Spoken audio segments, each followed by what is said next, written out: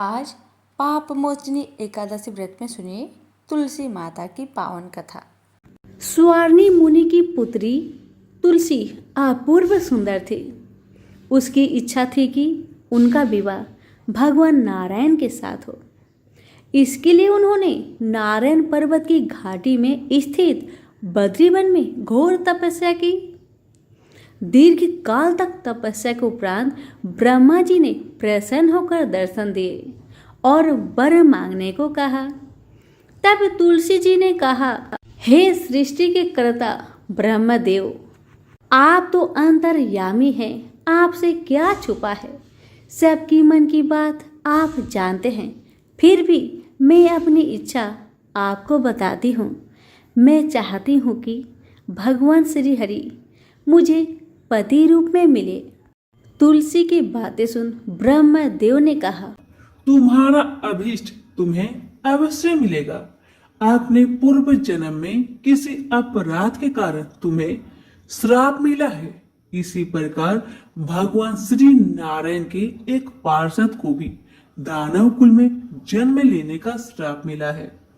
दानव कुल में जन्म लेने के बाद भी उसमें नारायण का अंश विद्यमान रहेगा। इसलिए इस जन्म में पूर्व जन्म के पाप के समन के लिए संपूर्ण नारायण तो नहीं, नारायण के अंश से युक्त दानव कुल में जन्मे उस श्रापग्रस्त पार्षद से तुम्हारा विवाह होगा। श्राप मुक्त होने पर भगवान श्री नारायण सदा सर्वदा के लिए तुम्हारे पति हो जाएंगे। तुलसी ने ब्रह्मा जी के इस वर को स्वीकार किया, क्योंकि मानव कुल में जन्म के कारण उसे मायावी भोग तो भोगना ही था। तुलसी बद्री वन में रहने लगी। नारायण का वह पार्षद दानव कुल में शंखचूड़ के नाम से पैदा हुआ था। कुछ दिनों के बाद वह भ्रमण करता हुआ बद्री वन में आया, जहाँ तुलसी रहा करती थी। वहाँ तुलसी को देखते ही उस पर मुग्ध हो गया। तुलसी के सामने उसने अपने साथ विवाह करने का प्रस्ताव रखा। इतने में ही वहाँ ब्रह्मा जी भी आ गए और उन्होंने तुलसी से कहा, तुलसी, शंखचूड़ को देखो, कैसा देवोपम इसका स्वरूप है। दानव कुल में जन्म लेने के बाद भी लगता है जैसे इसके शरीर में नारायण का वास हो। तुम प्रस्ताव को स्वीकार कर लो। तुलसी को भी लगा कि उसकी तपस्या पूर्ण हुई है, उसे इच्छित फल मिला है। शंखचूड़ के साथ उसका गंधर्व विवाह हो गया और वह शंखचूड़ के साथ उसके महल में पत्नी बनकर आ गई।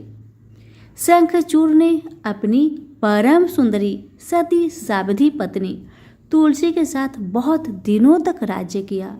उसने अपने राज्य का इतना विस्तार किया कि देवलोक तक उसके अधिकार में आ गया। स्वर्ग का सुख भोगने वाले देवताओं की दशा भिखारियों की जैसी हो गई।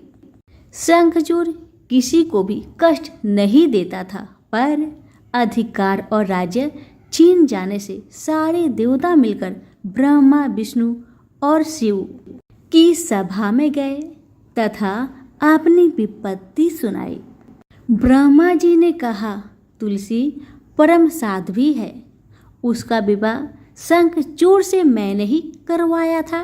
शंखचूड़ को तब तक नहीं हराया या मारा जा सकता है जब तक तुलसी को न छला जाए। विष्णु जी ने कहा, शंखचूड़ पूर्व जन्म में मेरा पार्षद था। श्राप के कारण उसे दैत्य कुल में जन्म लेना पड़ा। इस जन्म में भी मेरा अंश उसमें व्याप्त है। साथ ही तुलसी के पतिव्रत धर्म से वह अजय है। फिर देवताओं की सम्मति से भगवान शिव ने शंखचूड़ के पास संदेश भेजा कि या तो वह देवताओं का राज्य लौटा दे या फिर उनसे युद्ध करे। शंखचूड़ भगवान शंकर के पास पहुंचा। उसने कहा, देवादिदेव, आपके लिए देवताओं का पक्ष लेना उचित नहीं है। राज्य बढ़ाना हर राजा का कर्तव्य है। मैं किसी को दुखी नहीं कर रहा हूँ। देवताओं से कहिए वे मेरी प्रजा होकर रहे। मैंने आपका भी कोई उपकार नहीं किया है और हमारा आपका युद्ध शोभा नहीं देता। अगर आप हार गए तो बड़ी लज्जा की बात होगी। मैं हार गया तो आपकी प्रीति बहुत अधिक नहीं बढ़ेगी। शंखचूड़ की बातें सुन भगवान शंकर हंसने लगे। भगवान तो सब रहस्य समझते थे। तुलसी और शंखचूड़ के पूर्व जन्म की श्राप की अवधि लगभग पूरी हो चुकी थी। भगवान बोले, इसमें कृति और लज्जा की बात नहीं। तुम देवों के राज्य लौटाकर उन्हें उनके पद पर प्रतिष्ठित होने दो। युद्ध से बचने का यही एक उपाय है। शंखचूड़ ने कहा, मैंने युद्ध के बल से देवलोक जीता है। कोई उसे युद्ध के द्वारा ही वापस ले सकता है। यह मेरा अंतिम उत्तर है। मैं जा रहा हूँ। ऐसा कहकर शंखचूड़ चला गया। उसने अपनी पत्नी तुलसी को सारी बात बताई और कहा, कर्म भोग सब काल सूत्र में बंधा है। जीवन में हर्ष, शोक, भय, सुख, दुख, मंगल, अमंगल काल के अधीन है। हम तो केवल निमित्त है। संभव है भगवान शिव दोनों का पक्ष लेकर मुझसे युद्ध करे। तुम चिंता मत करना। तुम्हारी सती तेज मेरी रक्षा करेगी। दूसरे दिन भगवान शंकर ने नेतृत्व में देवताओं ने युद्ध छेड़ दिया। शंखचूड़ ने भीषण बाणों की वर्षा कर उनका वेग रोका। उसके प्रहार से देवता डगमगाने लगे। उसने दानवी शक्ति का प्रयोग कर मायावी युद्ध आरंभ किया। युद्ध स्थल पर दानव शंखचूड़ किसी को दिखाई नहीं देता था, पर उसका अस्त्र शस्त्र देवताओं पर प्रहार कर देवताओं को घायल कर रहा था। अब देवतागण अपना अस्त्र शस्त्र चलाए तो किस पर चलाए और कैसे चलाए, क्योंकि कोई शत्रु सामने था ही नहीं। कई दिनों तक इस तरह भयंकर युद्ध चला। शंखचूड़ पराजित नहीं हुआ। तब भगवान शिव ने विष्णु जी से कहा, विष्णु कुछ उपाय करिए, अन्यथा मेरा तो सारा यश मिट्टी में मिल जाएगा। तब श्री हरि विष्णु ने सोचे, बल से तो शंखचूड़ को हराया नहीं जा सकता, इसलिए छल का सहारा लेना होगा। उन्होंने तुरंत अपना स्वरूप शंखचूड़ जैसा बनाया और वस्त्र शस्त्र से सज्जित हो तुलसी के पास आए और बोले, प्रिय, मैं युद्ध में जीत गया। सारे देवता भगवान शंकर समेत हार गए। आओ, इस खुशी में आओ, मैं तुम्हें अंक से लगा लूं। पति को प्रत्यक्ष खरा देख तथा विजय का समाचार सुन वह दौड़कर मायावी शंखचूड़ के गले से लिपट गई। इस प्रकार पति पत्नी दोनों ने आलिंगन को खूब खुशी मनाई। पर पुरुष के साथ इस प्रकार का व्यवहार से उसका सती तेज नष्ट हो गया। उसका सती तेज जो शंखचूड़ की कवच के रूप में रक्षा कर रहा था, वह कवच नष्ट हो गया। शंखचूड़ शक्तिहीन हो गया। यह जानते ही भगवान शंकर ने अपने त्रिशूल से प्रहार किए। त्रिशूल के लगते ही शंखचूड़ जलकर भस्म हो गया। शंखचूड़ के मरने को जानकर विष्णु अपने असली स्वरूप में आ गए। सामने अपने पति शंखचूड़ के स्थान पर भगवान विष्णु को खड़ा देख तुलसी बहुत विस्मित हुई। उसको पता लग गया कि स्वयं नारायण ने उसके साथ छल किया है। क्रोध में आकर उसने श्राप दिया, एक सती स्त्री का अस्तित्व भंग करने के अपराध में तुम हृदयहीन पत्थर हो जाओ। विष्णु ने तुलसी के श्राप को सिरोधार्य कर कहा, देवी, तुम्हारा तथा शंखचूड़ के कल्याण के लिए मुझे ऐसा करना पड़ा। तुम दोनों को श्राप मुक्त करना था। तुम भी अब शरीर त्याग कर तुलसी बिरुवा के रूप में जन्म लोगी और मेरी पूजा तुलसी दल से होगी। मैं सालग्राम पत्थर बनूंगा।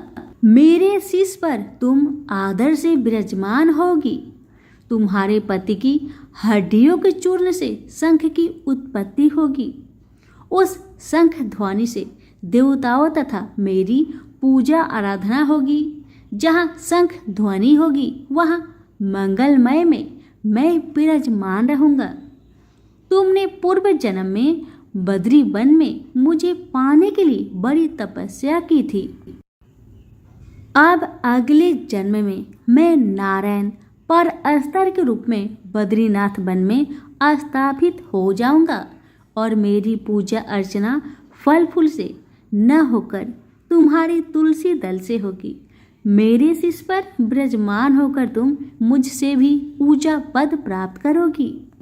प्रेम से बोले तुलसी माता की जय हो, शालिग्राम जी की जय हो, विष्णु भगवान की जय हो। एक बार राधा रानी जी सखी से बोली, सखी तुम श्री कृष्ण की प्रसन्नता के लिए किसी देवता की ऐसा पूजा बताओ जो परम सौभाग्यवर्धक हो। तब समस्त सखियों में श्रेष्ठ चंद्रनन्ना ने अपने हृदय में एक क्षण तक कुछ विचार किया, फिर बोली। चंद्रनन्ना ने कहा, राधे, परम सौभाग्यदायक और श्री कृष्ण की भी प्राप्ति के लिए वरदायक व्रत तुलसी की सेवा। तुम्हें तुलसी का सेवा का ही नियम लेना चाहिए, क्योंकि तुलसी का यदि स्पर्श अथवा ध्यान, नाम, संकीर्तन, आरोपण, सिंचन किया जाए तो महान पुण्यप्रद होता है। राधे, जो प्रतिदिन तुलसी की 9 प्रकार से भक्ति करते हैं वे कोटि सहस्त्र योग तक अपने उस सत्कृत्य का उत्तम फल भोगते हैं। मनुष्य की लगाई हुई तुलसी जब तक शाखा पर शाखा, बीज, पुष्प और सुंदर दलों के साथ पृथ्वी पर बढ़ती रहती है, तब तक उनके वंश में जो जो जन्म लेता है वो सभी हो 1000 कल्पों तक श्री हरि के धाम में निवास करते हैं। जो तुलसी मंजरी सिर पर रखकर प्राण त्याग करता है वो सैकड़ों पापों से युक्त क्यों न हो, यमराज उसकी ओर देख भी नहीं सकता। इस प्रकार चंद्रनन्ना की कही बात सुनकर राजेश्वरी श्री राधा ने साक्षात श्री हरि को संतुष्ट करने वाले तुलसी सेवन का व्रत आरंभ किया। केतकी वन में 100 हाथ गोलाकार भूमि पर बहुत ऊंचा और अत्यंत मनोहर श्री तुलसी का मंदिर बनवाया, जिसकी दीवार सोने से जड़ी थी और किनारे किनारे पद्म राग मणि लगी थी। वह सुंदर सुंदर पन्ने हीरे और मोतियों के परकोटे से अत्यंत सुशोभित था और उसके चारों ओर परिक्रमा के लिए गली बनाई गई थी, जिसकी भूमि चिंतामणि से मंडित थी। ऐसे तुलसी मंदिर के मध्य भाग में हरे पल्लवों से सुशोभित तुलसी की स्थापना करके श्री राधा ने अभिजीत मुहूर्त में उनकी सेवा पारण की।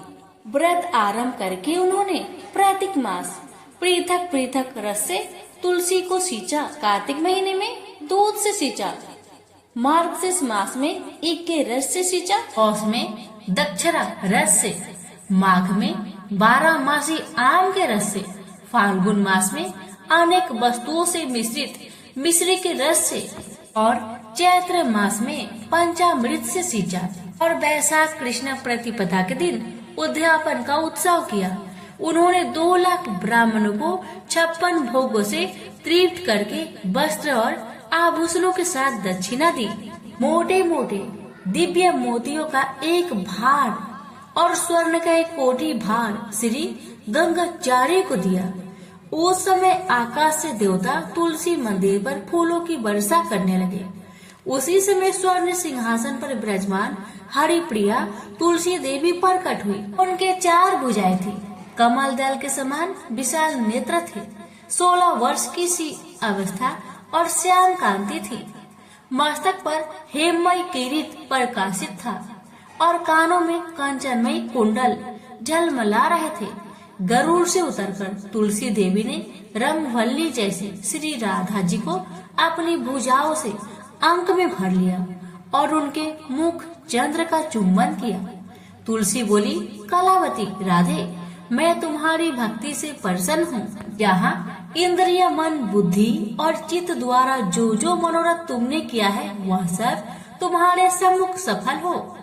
इस प्रकार हरिप्रिया तुलसी को प्रणाम करके वृषभानु नंदिनी राधा ने उनसे कहा, देवी, गोविंद के युगल चरणों में मेरी अहेतु की भक्ति बनी रहे। तब तथास्तु कहकर हरिप्रिया अंतर्ध्यान हो गई। इस प्रकार पृथ्वी पर जो मनुष्य श्री राधा जी के इस विचित्र उपाख्यान को सुनता है वह भगवान को पाकर कृत्य कृत्य हो जाता है। प्रेम से बोलिए तुलसी माता की जय। एक ब्राह्मण था, वह प्रतिदिन मंदिर जाता था। वह प्रतिदिन तुलसी माता का पूजा करता था। वह तुलसी माता से प्रतिदिन प्रार्थना करता था कि हे तुलसी महारानी, मेरे को आनंद करना। तुलसी माता ने सोचा कि यह ब्राह्मण तो बहुत सीधा है और गरीब है और प्रतिदिन मेरी पूजा पाठ करता है, मैं इसके लिए कुछ न कुछ करना चाहती हूँ। तुलसी महारानी ने क्या किया, एक कन्या का रूप बनाकर बैठ गई और उस ब्राह्मण को बोली कि ब्राह्मण, मैं तेरा घर आना चाहती हूँ। ब्राह्मण ने सोचा कि मेरी 6 लड़कियां तो पहले से ही है और 7 लड़कियों का मैं कैसे पालन पोषण करूँगा, लड़कियों की शादी कैसे कराऊंगा, मेरे पास तो कुछ ऐसा भी नहीं है। यह विचार करके वह बहुत परेशान रहने लगा। उसको अब तो खाना पीना भी नहीं भा रहा था। उसकी पत्नी ने एक दिन कहा, क्या बात है, आजकल आप बहुत दुखी रहते हैं, क्या कोई परेशानी है, मुझे बताइए। तो इस पर ब्राह्मण बोला कि मैं रोज मंदिर जाता हूँ, वहाँ पर एक छोटी सी सुंदर कन्या बैठी रहती है और वह मुझसे कहती है कि ब्राह्मण, मैं आपके घर आऊंगी। यही सोचकर मैं काफी परेशान रहने लगा हूँ। मेरी तो पहले से ही 6 लड़कियां हैं, अगर उसे लेकर चलाऊंगा तो 7 लड़की हो जाएगी, फिर मैं सबका पालन पोषण कैसे करूँगा। ब्राह्मणी बोली, अरे इसमें परेशान होने की क्या बात है, आ रही है तो आने दो। ब्राह्मण बोला कि पहले से ही अपने 6 लड़कियां तो है ही, उनकी भी तो अपनी शादी भी करवानी है। तो इस पर ब्राह्मणी बोली कि अरे ये तो कोई बात नहीं है, अपनी 6 लड़कियां की शादी करवाएंगे, वैसे ही 7वीं की भी करवा देंगे। अपन 7 लड़कियों की शादी साथ में करवा देंगे। अगले दिन जब वो ब्राह्मण मंदिर गया तो उस छोटी कन्या ने पूछा, ब्राह्मण, मैं आपके घर आऊं? तो ब्राह्मण बोला, हाँ चल बेटा चल। उनको वो अपने घर लेकर आ गया। इसी माता के कन्या के रूप में ब्राह्मण के घर में आने पर घर आनंद ही आनंद हो गया। घर में लक्ष्मी की बारिश हो गई। जब ब्राह्मण 7 कन्याओं की शादी के लिए वर ढूंढने जाने लगे तो उस छोटी सी कन्या ने कहा कि मेरे तो शालिग्राम जी के मंदिर में जाकर शालिग्राम जी को बोलना कि वह बारात लेकर आए। मेरी 6 बहनों के लिए आप अपने इच्छा अनुसार वर ढूंढ लेना। तुलसी महारानी के मेहरबानी से, उनकी कृपा से उसके तो सब जेवर, कपड़ा, खाना सब तैयार हो गए और अच्छी धूमधाम से उनकी शादी भी हो गई। और उस ब्राह्मण के तुलसी माता टुटमान हुई। तुलसी माता, जैसे आप ब्राह्मण पर अपनी कृपा बरसाए वैसे हम पर भी कृपा बरसाना, और जैसे आनंद ब्राह्मण के करा वैसे हम सब की करना। प्रेम से बोलिए तुलसी महारानी की जय। तुलसी से जुड़ी एक कथा बहुत प्रचलित है। श्रीमद् देवी भागवत पुराण में इनके अवतरण की दिव्य लीला कथा भी बनाई गई है। एक बार शिव ने अपने तेज को समुद्र में फेंक दिया था। उससे एक महातेजस्वी बालक ने जन्म लिया। यह बालक आगे चलकर जलंधर के नाम से पराक्रमी दैत्य राजा बना। इसकी राजधानी का नाम जलंधर नगरी था।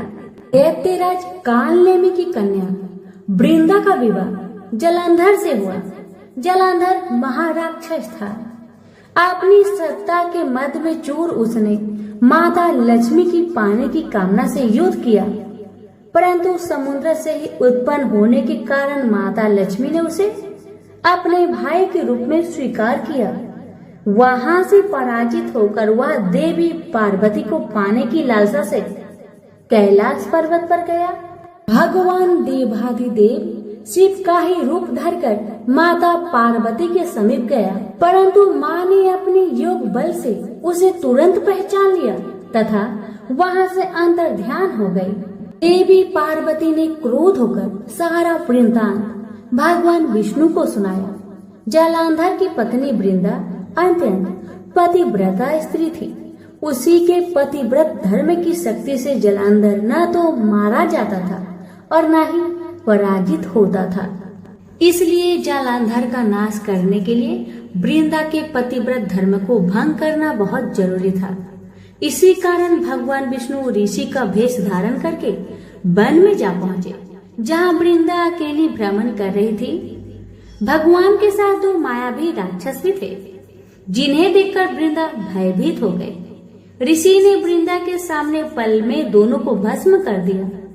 उनकी शक्ति देखकर वृंदा ने कैलाश पर्वत पर महादेव के साथ युद्ध कर रहे अपने पति जलंधर के बारे में पूछा।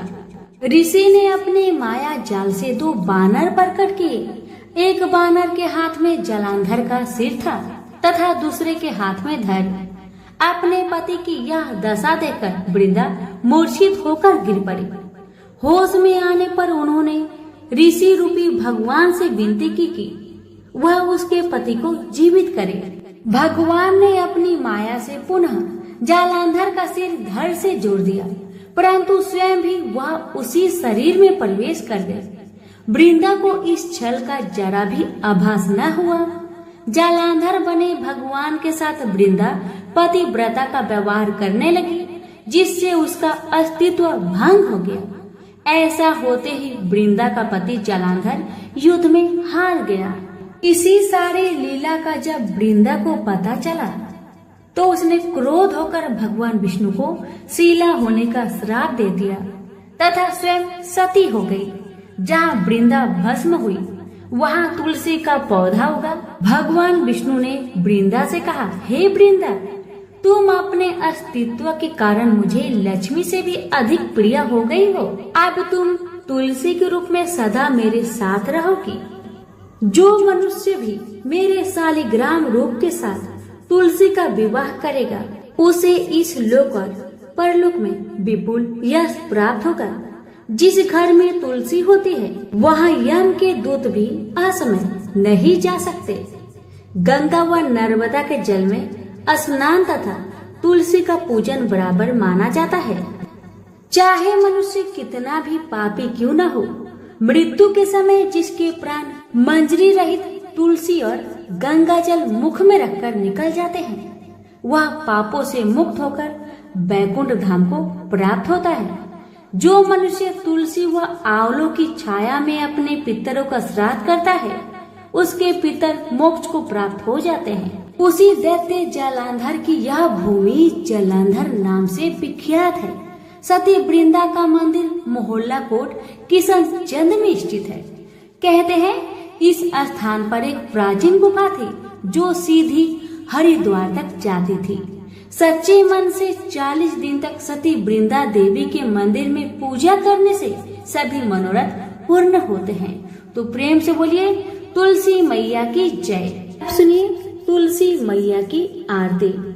जय जय तुलसी माता मैया, जय तुलसी माता, सब जग की सुखदाता, सबकी बर माता। जय तुलसी माता, सब योगों से ऊपर, सब रोगों से ऊपर, रज से रज करके सबकी भव त्राता। जय तुलसी माता, बटु पुत्री है श्यामा, सुरवल्ली है ग्रामैया, बे सुनो प्रिया, जो नर तुमको सेवे सो नर तर जाता। जय तुलसी माता। हरि के शीस विराजत, त्रिभुवन से हो बंदित। पतित जनों की तरनी तुम हो विख्याता। जय तुलसी माता। लेकर जन्म विजन में आए दिव्य भवन में, मानव लोक तुम्ही से सुख संपत्ति पाता। जय तुलसी माता। हरि को तुम अति प्यारी, श्याम बरन सुकुमारी। प्रेम जब है उन्हें का तुमसे कैसा नाता। हमारी विपद हरो तुम, कृपा करो माता। जय तुलसी माता। जय तुलसी माता। जय तुलसी माता मैया, जय तुलसी माता। सब जग की सुखदाता, सबकी बरमाता। जय तुलसी माता मैया, जय तुलसी माता।